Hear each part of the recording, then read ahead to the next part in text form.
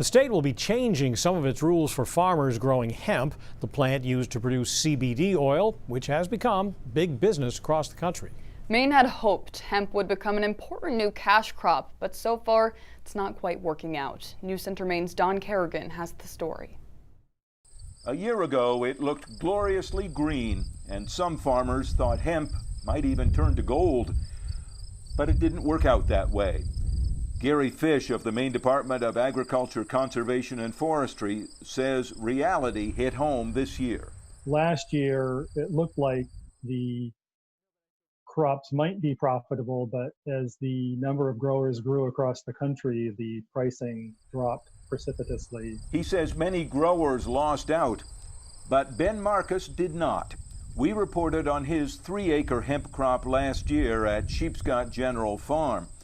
Marcus says the glut of hemp on the market reduced demand and price. He is still storing much of that crop and selling it gradually. But others, he says, have dropped out or had to cut way back.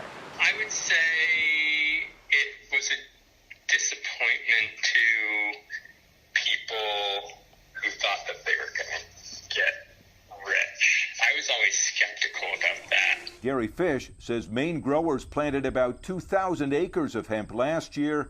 This year, they licensed just 350 acres, but think the actual amount is even less. Meanwhile, the Maine Department of Agriculture has agreed to change the state's hemp regulations to match the federal government. Growers say it may not make a big impact on them. Ben Marcus and Gary Fish agree the two biggest challenges facing hemp growers are not covered by those new regulations. Those issues, they say, federal standards for testing the THC content in hemp, and the continuing problem with banks being uncomfortable dealing with the hemp industry. Gary Fish says the new state regs could help. We will see more lenders and more banks willing to work with hemp growers. There still needs to be something done at the federal level. As for the market, Ben Marcus says he hopes it will even out next year after farmers learn that hard lesson about supply and demand.